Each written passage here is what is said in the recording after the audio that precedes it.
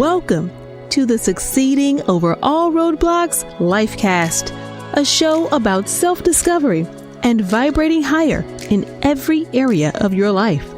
Each week, I'll have conversations with some of my favorite people who are soaring over life's challenges. They'll share their struggles, but more importantly, the lessons they've learned along the way. I'm your host, Keisha Whitaker, entrepreneur and transformational speaker. Let's get ready to soar.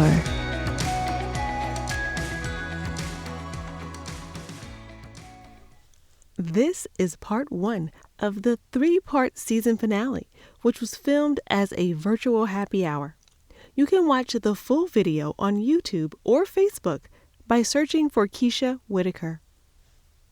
I am so excited to present the season finale of the SOAR Lifecast.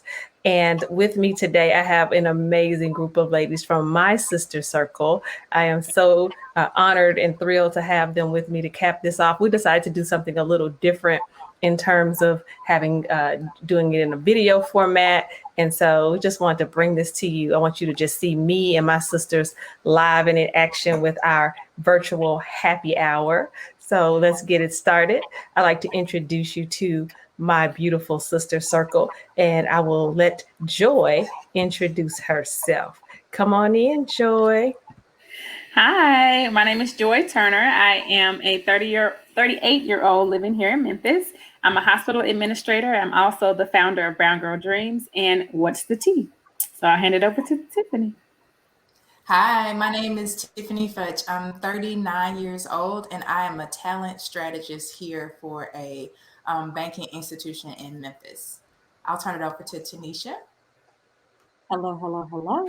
I'm Keisha Williams, hailing from Houston, Texas, by way of Nashville, Tennessee, and I am the tender age of 40, and I am a former educator, now corporate trainer, and I will turn it over to Dr. Sonia. Hello, I'm Dr. Sonia Johnson. I'm in Memphis, Tennessee. I'm 41 years old. I'm an administrator in the educational system here. I'm an author, and I do a lot of community service. I'm turning it back to Keisha. Thank you, ladies. And I am Keisha Whitaker. I am a 42-year-old. I'm the elder of this group. And I am a entrepreneur.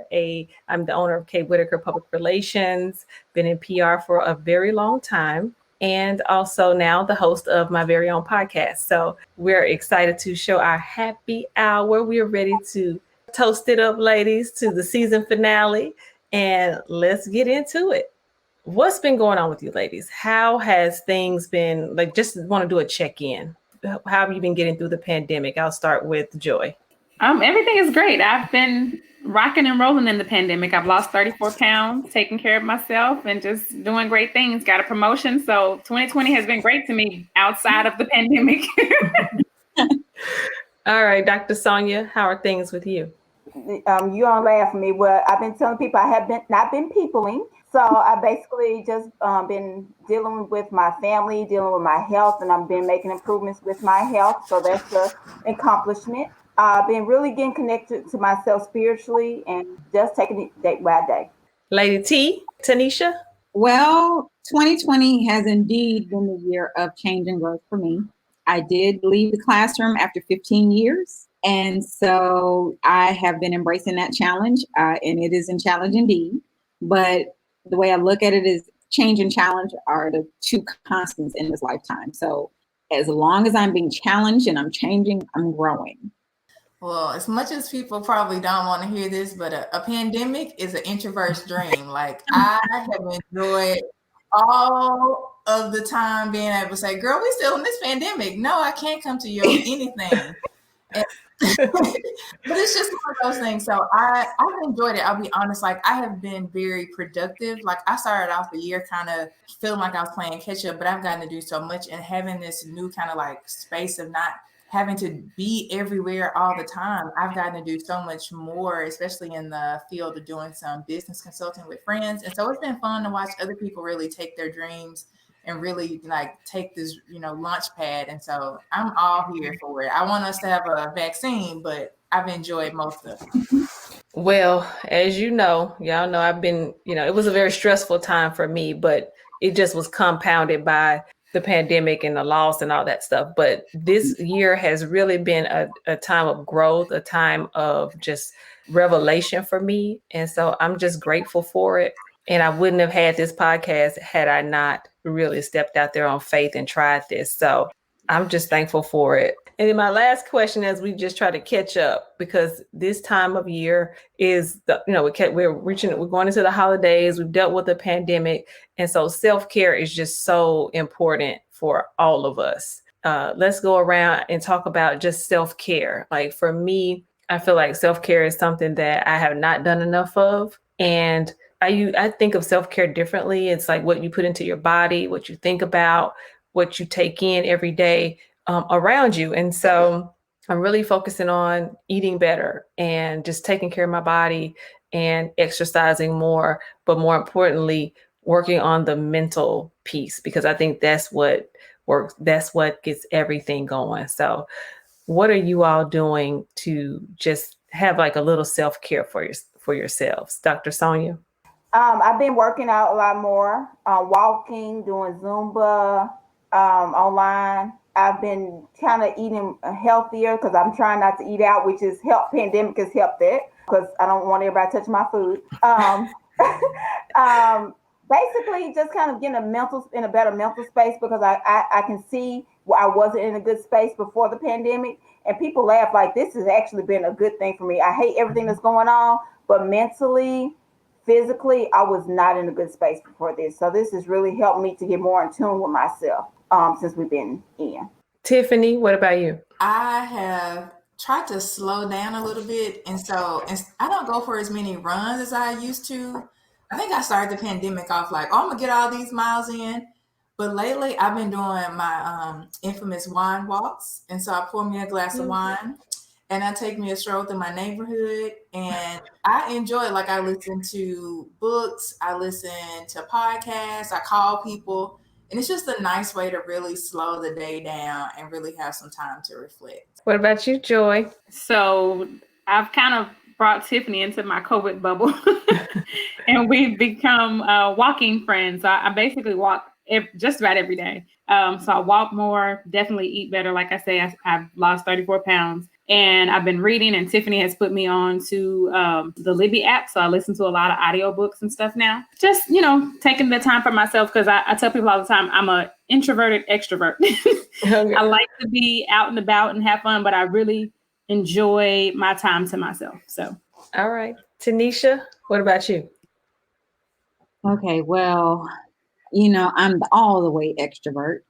So the pandemic was a huge challenge for me.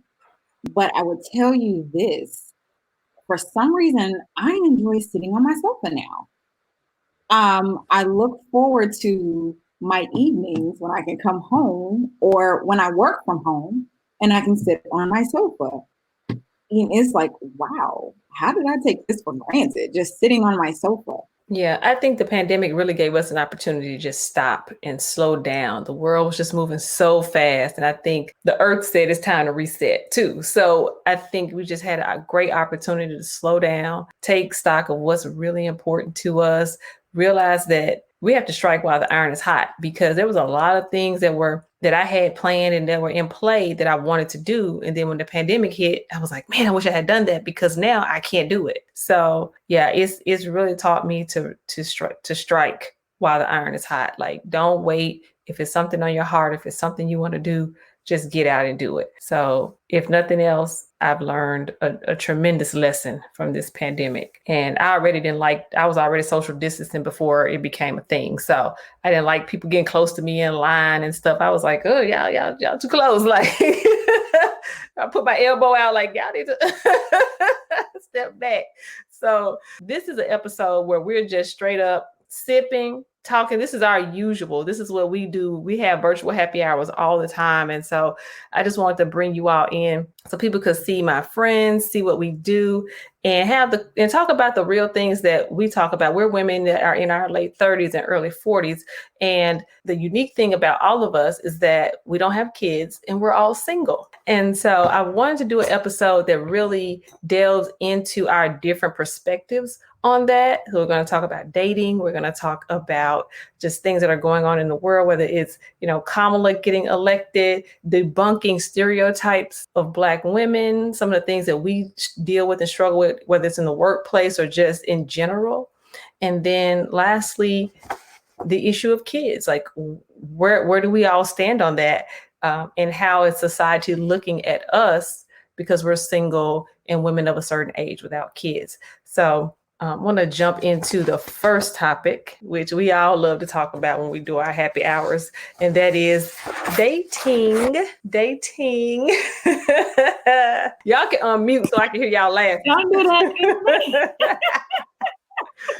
Or the lack of. I mean, who's dating in this pandemic? How are y'all doing this? Wait a minute. Let me sip on that. I've been on a date or two since the pandemic, but they were outside picnic dates. Exactly. And the pandemic really has changed the game in terms of dating, in my opinion, because it's made us slow down in turn. We can't just be all up. You don't know what who this person's been around and what's going on. So we just try to be careful. And it also shows you the beauty in the simple thing, going for a walk, having lunch in the park and stuff like that. So those are some of the things that I think people can do. But what I wanted to start off with was like, we're like what's I guess considered Zennials, like kind of Generation X, but also millennial. We're kind of like on the cusp of that.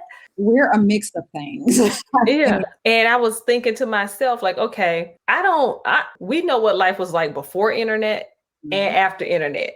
So we caught that wave. And so I was like, how is dating now? Like, I can't do text messaging. I just don't like sitting there texting conversations. Like, I'm like, if we texting more than 2 or 3 times to each other, like that's a full conversation. Like, I need to pick up the phone. I can't. Texting to me is strictly for like directions. I'm on my way or, stuff like that. What do you guys think? I'm just the opposite. I will have an entire conversation. Really? Oh, yes. I like both. I've been called out on it so many times. I'm like, okay, hold on. I'm like, this person want me to pick up the phone. Jesus. Like they too much. They want too much. Oh. What about you, Tiffany? I like to hear your voice. Like I'll be honest. Sometimes my days can get a little hectic, right? Like I may have a lot of calls or I may have a lot of meetings, but like you can text me and say like, how are things going? But at some point in the day, give me a call. Like even if we got a busy day, I just decided I was going to give you a call while I was getting ready to see what you were up to today. That would be great. Or even at the end of the day, I know sometimes you just can't make it happen and you don't want to interrupt them.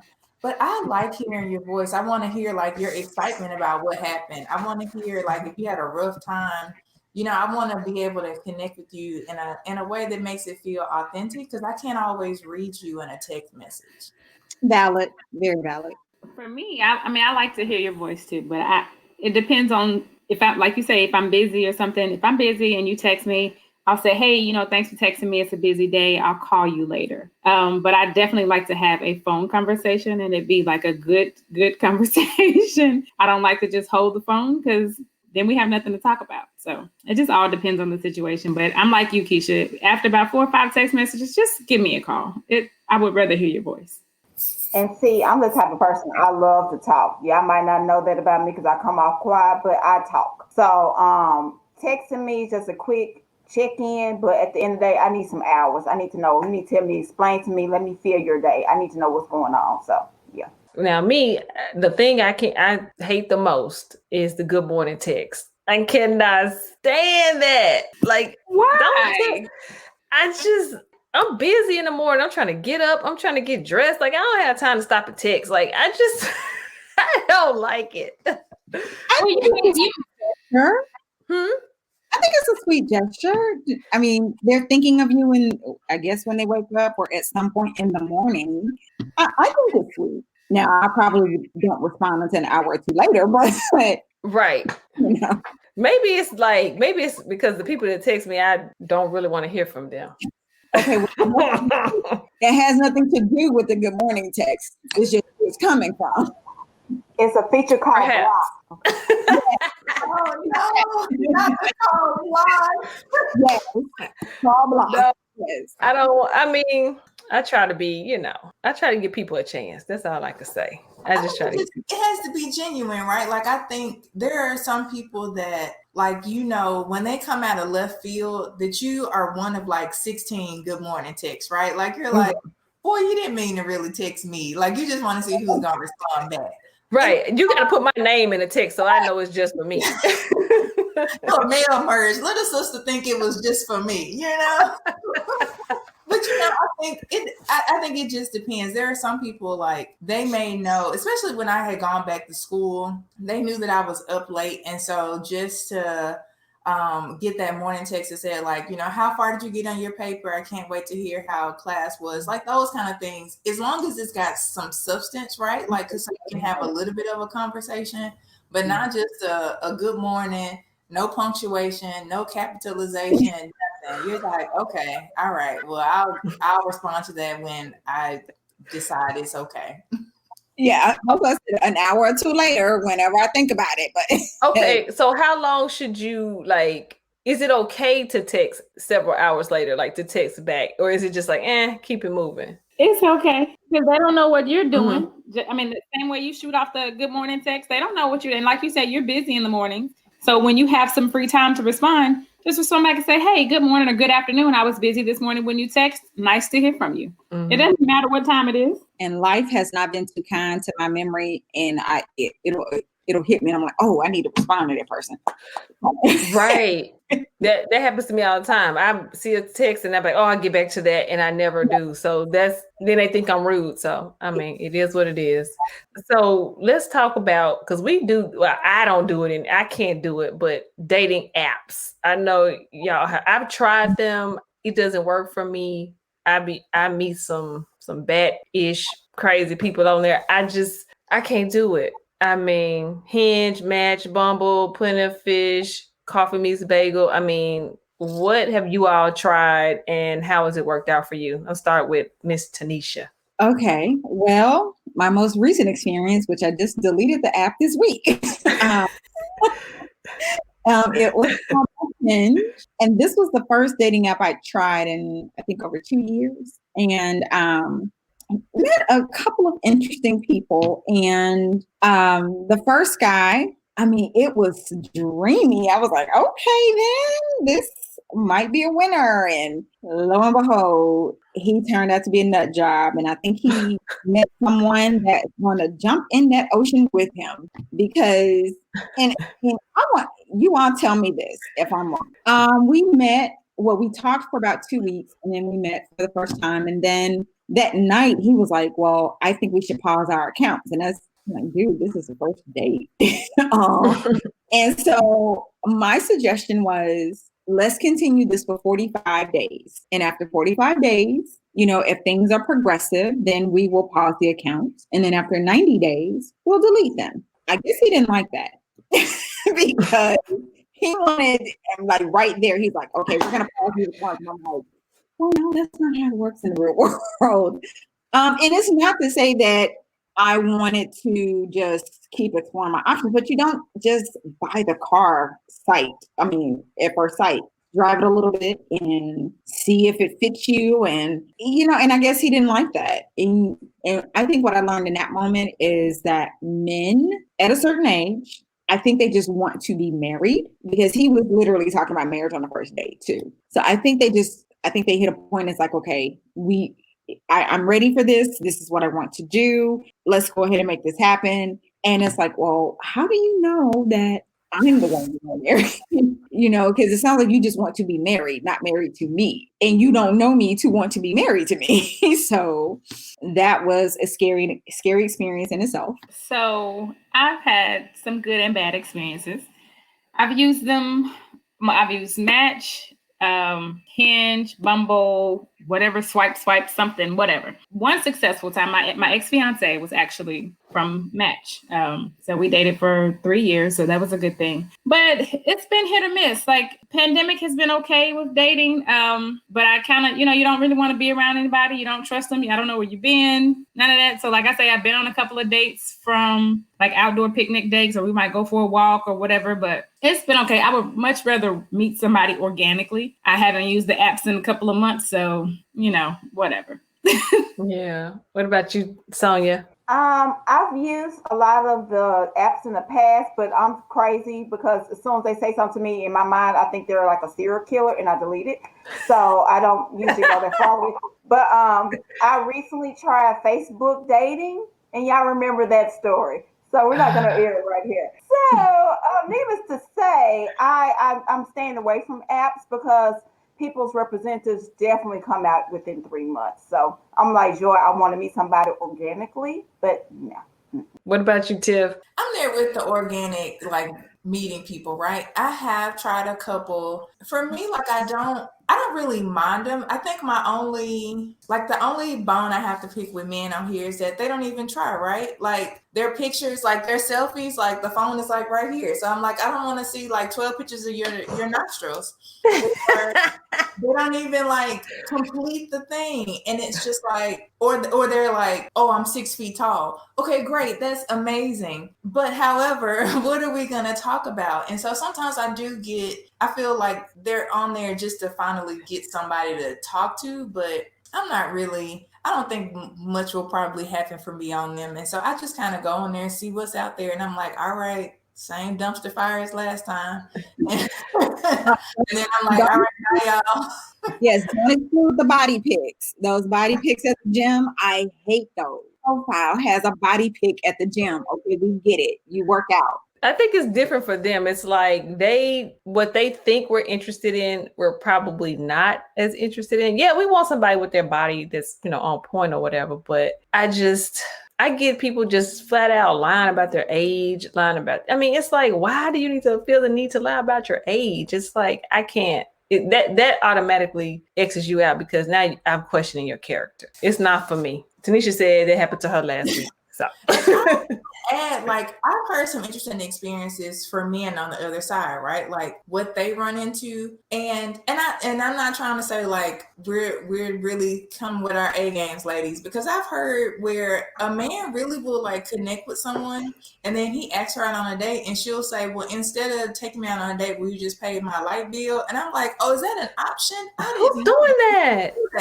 And I wouldn't even want you to pay my light bill, but I get it. Like I kind of get from them because maybe they're thinking, well, these ladies aren't putting in the effort, so why should I? And so I was like, so now we all on here just victims of other victims, y'all. We got to get it together. So I think they probably run into the same thing, and so they're like, I'm not gonna even worry about it. I'm like, is this all that's left for us to choose from? But I get it. To your point, Tiffany, it goes both ways. The quality is lacking on both sides. I think dating is hard no matter what, and I think because people are moving to, pandemic has not helped in terms of being able to meet people, new people, but it's tough all around at this stage in the game, because what you find is people who are coming off of divorces, or they're coming, their second and third go rounds and stuff like that. So it's just tough out here. Tiffany kind of alluded to some of the things that we as Black women have challenges with, and just debunking some of the myths, because every single one of us, we're educated.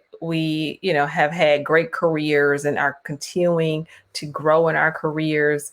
And we're not just so focused on our careers that we're not open to a healthy, loving relationship. First, I want to talk about some of the stereotypes. Like, what are the stereotypes that you guys hear a lot or that really bother you? I'll start with Sonia. Stereotype that I've run into a lot personally, that a lot of people don't want to work for Black women. They see Black women as being a certain type. I don't want to see the word that they usually call us, but it's not pleasant. And they feel like we come off that we have to be some mean person or some kind of way or vindictive to try to get what we need to get, where a male can do something and they just ask politely, like, oh yes, whatever. And that's the stereotype that we get. And that, like, I'm not a mean person, but for me to get things that I need to get done, it comes off that I need to be, and that's not who I am. So that's a stereotype that I've run into a lot. And I've even had people tell me, I can never work for a woman, especially a Black woman. Like, I can never have a woman principal. I can never have a woman manager. And that's the sad thing that I have to run into with me trying to get advancement, because people's like, I don't think I want to work for a woman. Okay. Joy, did you want to chime in on that? I do. And I agree with Sonia about the people not wanting to report to a Black woman, and particularly a younger Black woman, because I am the youngest Black woman in administration for my department. And I mean, I've heard the things that they say or whatever, but it also is that kind of strong, angry Black woman kind of thing. Because when I speak up and I'm assertive about something, it becomes we didn't know you felt that way, or well, I didn't. And it's like, no, I'm making a point. I'm being assertive about my point. I'm not angry. I'm not upset, but this is what needs to be done or whatever. But I'm not, but it becomes like, oh my God, let me, and I'm not that, it's like, I'm not angry. So I need you to understand between the difference of me being assertive and me actually being angry, because it's a totally different ball game at that point. So. Right. Tiffany? So I think we all saw this during the vice presidential debates, right? Like, we all sat there and watched Kamala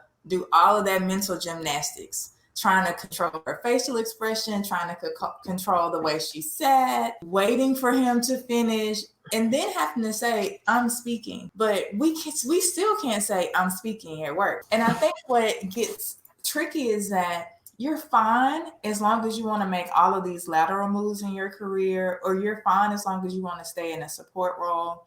But the minute that you try to advance upward, that's when you start to really have more of that resistance. And I think that more often than not, we don't realize that comes from things that were ingrained in us as children, how women should be in these support roles, how women should not want to be at the top and lead. But you can have that desire, and women can lead just as effectively as men. Like, look at these other countries with women presidents, and we see how they have managed even COVID. And so it's like, so you can't tell me that I can't run this department that's isolated to this space, or I can't run this project that's isolated to this space, when we know that women have been running things for so long. And I think just the extra layer of being a Black woman, of how are people going to accept me? I see it all the time in various places, where even like the way that we dress, we're policed in so many ways. Like, I remember when it was revolutionary to actually want to wear my hair curly, because that's how it comes out of my scalp. And that was a big deal. Like, remember pre-Obama when we were fighting to do that? Then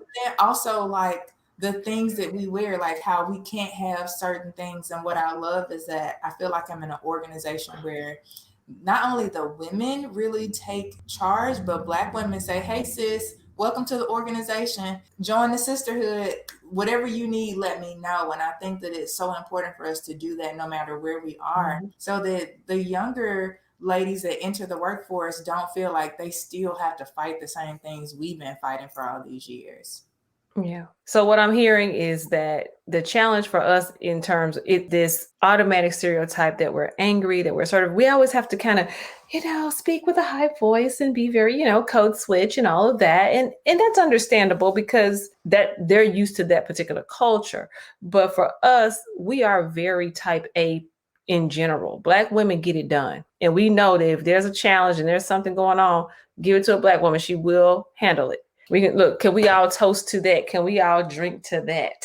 Okay. I've heard that too. You're not being assertive. And then when you start stepping out there and pushing, the limits, then it's like, it's too much for them. And so, I don't know how we can really combat that, or even, say, how to really stand up to that. But I feel like, to Tiffany's point, Kamala has really, through this historic election, shown that you can be assertive, you can be talented, you can be gifted, and know that, and you can still rise to these highest heights. To be honest with you, it's not lost on me how significant this is and how historic it is that she was elected. But to be quite honest with you, it felt very normal for me. It felt like something that, that should happen. It's not something that was just like out of the blue for me. I felt like this is cool. Y'all think it's so historic and so, but this is what it should have been anyway. This is what we should have had a woman anyway, and a woman of her caliber, her knowledge, her expertise, and all of that. Because we have to work 3 times as hard already to get where we're trying to go anyway. So we're overqualified when we get there. I just remember growing up, my mom said, you can do anything a boy can do. I never thought there was something like, because I was a girl, that I couldn't do something. And I think the girls that are now coming up are going to see Kamala and be like, this is normal. This is what it's supposed to be. Like, they don't have to worry about thinking about, can I do this because I'm a girl? What's the meme that's floating around now that says normalize like luxury, normalize therapy, normalize like we're not deserving. Yeah, normalize being Black, normalize being, just living, normalize it all. Because you're right, to us that was like a normal thing, like, oh great, she won, but this should have happened. It's not something new for us. Did you have one say something, Tiffany? I did. So I love when we get together, and I'm going to pick 2 things, and I'm not going to take up all the time, but of course, with joy in this like normalized luxury. Luxury does not have to be the simple fact of like, oh, I can purchase this expensive item. So luxury is time. Like, luxury is being able to say, I won't sacrifice my time to do something that I don't want to do, simply for the sake of being liked or looked upon favorably. And so sometimes it's just the luxury of having my time to myself to do the things that bring me excitement and joy. But then also with this whole idea of, I shouldn't have to be the first, but if we're going to count me as the first, I'm going to make sure I'm not the last. And I think so much of, and I hate to say like boss and manager, but my boss at work, I love her. Like, I could work for her forever, right? And something that she does that I realize is a game changer is that we're in meetings. We don't leave a meeting without her saying, who haven't we heard from? Or what are we missing here? And I think that opens the door so often. And so I think what I love about our team is that there's no, like, we have an all-woman team, first of all. I've never worked on an all-woman team that has been so collaborative and so like, no, you take the lead. And it's not that there's anything other than that she set the pace of, we will always ask, who have we not heard from? We will always include everyone that we can. And so I'll catch myself in a meeting and I'll say, I'm talking too much. And I'll pass it off to my colleague and say, what am I missing? Like, tell me, like, don't let me talk just about this. You tell me from your perspective what you're thinking. And I think what happens in that space is that it shows another woman that you trust her and that she can trust you. And at the end of the day, we're going to get to this finish line together. It doesn't matter if I get there, if I left all these bodies on the field, right? So my goal is that at the end of the day, you will feel respected. You will feel like you were valued, and then we'll be able to do something great together. And I think we just have to change the way that we approach things. And it's okay if we haven't always been this way. Like, we can wake up tomorrow and decide that's the way we want to go moving forward. And, you just debunked another myth that, Black women are catty. We can't work well together, that whole thing. And I've heard, and I hate to say this, there are some women that I have had a hard time working for and that were Black. But at the same time, when you get the right one with a certain level of maturity and leadership skills, because everybody that's in leadership is not a leader. Let's get that clear. Let's make that perfectly clear. So I think you have to really understand it, and not to say that they don't have some great qualities about them that lend themselves to the position. They may be knowledgeable or skillful, or they worked hard to get to where they are. But at the end of the day, there's a difference between someone who just knows how to do their job and someone that is a leader that knows how to bring out the best in everybody that they work with. And so I think that all of us have those abilities, and we're kind of saddled or burdened by this stereotype that's not the case. And so the next thing I want to ask you is, what are some of the lessons that you've learned from women around you that have held you up? And what kind of advice would you give to someone coming behind you? I'll start with Tiffany. How did I know you were going to start with me? Because you always have the answer. You always ready. But you know what the easiest thing is? Ask for what you want, ladies. Ask for what you're worth, and don't take anything less. Like, everyone on here knows, like, I took a chance. I did one of those eat, pray, loves. I didn't always know what that was going to come out to, right? Like I took a chance. I quit a job that no longer served me. What I had in my savings that I had, and that account was strictly money of, I don't want to work here anymore and I can't do this anymore. And so this needs to be my out. But I didn't know what that was going to get me next. All I knew is that I deserved better. Yeah, Sonia. Tiffany, we're going to talk offline because you speaking what I think I'm going through right now, so we'll talk. But one thing that I have to truly say is kind of speaking to what you kind of said before, basically making sure that at the end of the day that I understand my happiness and I'm not compromising that happiness. And I know in the past, I've been that person staying up 3 or 4 o'clock in the morning, like for real, having to be at work at 6:30. That person who put relationships on hold because I had projects and stuff to do. I'm that person who would stay when it's dark and get there when it's dark.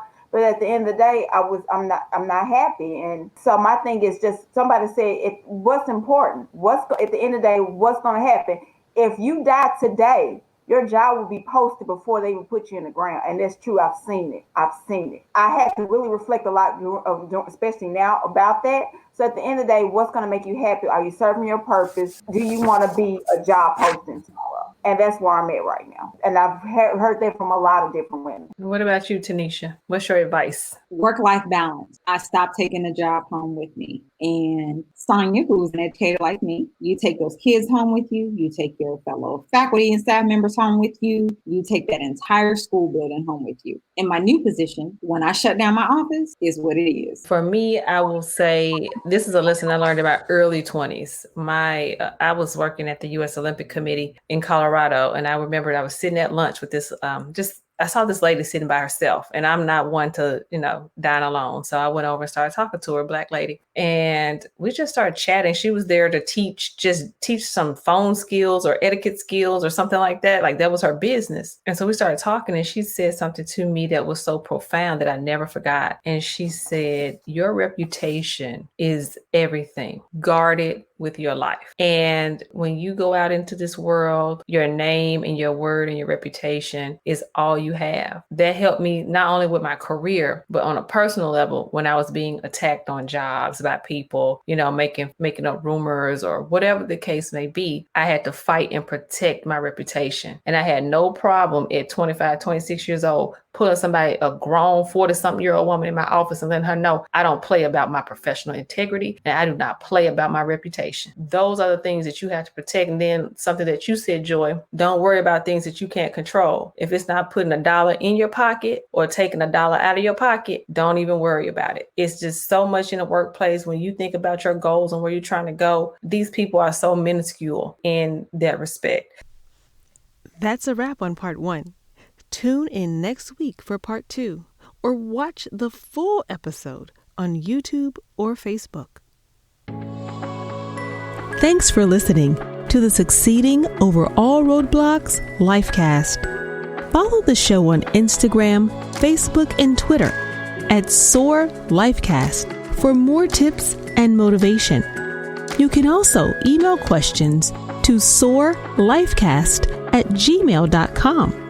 Be sure to catch new episodes every week and leave a review of the show. Until then, keep soaring.